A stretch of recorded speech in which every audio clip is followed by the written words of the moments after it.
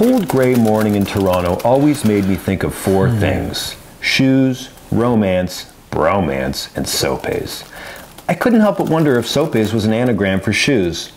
It wasn't, but when you're using the lazy device of an author's narration to build an artificial segue to your subject, anything is possible. Oh, hello, you got me typing in my journal. You know, Sopes are not very well known, unlike tacos or burritos, but they should be. This recipe, again, super simple, comes from Rebozo's, and Rebozo's is, unlike Playa Cabana or Grand Electric or La Carnita, a not cool Mexican restaurant. What they do is they serve really good food and cheaply. Sopes are small discs of masa dough filled with various toppings: carnitas, refried beans, whatever. They're very easy to make, but they're only available on the weekend because, you know, like pancakes, they take up too much space on the griddle.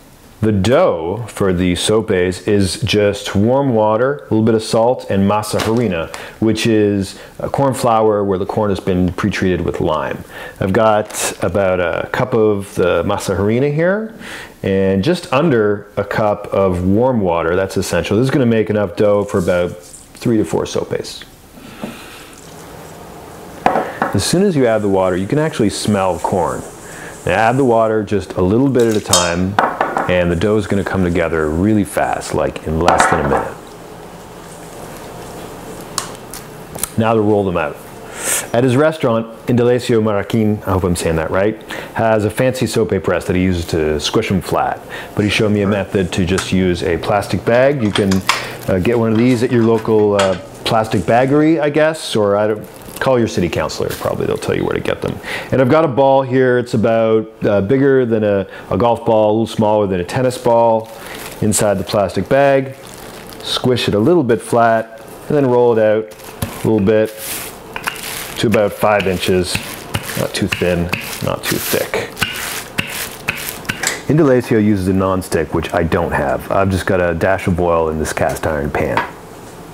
Fry it, toast it really, for a few minutes on each side. All right, pull it out of the pan, let it cool for a minute, and then use your fingers to just pinch the edges around and build up a wall. And then back in the pan. You can fill them with anything, keep it simple. Here I've got some refried beans, and the recipe's featured below. And then garnish it with whatever your heart desires. Tomato, green salsa, sour cream, chilies, cilantro. Okay, it's March, so I shouldn't be using tomatoes, but you get the picture. This isn't Russia. Put whatever you want on it.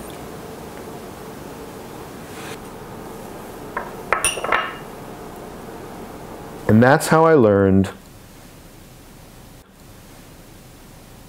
And that's how I learned to something, something, yada, yada, yada.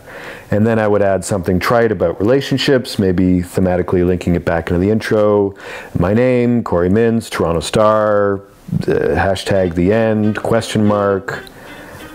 Chapter 2. Looking out the window, I couldn't help but wonder, what was the deal with airplane peanuts? That's topical, right?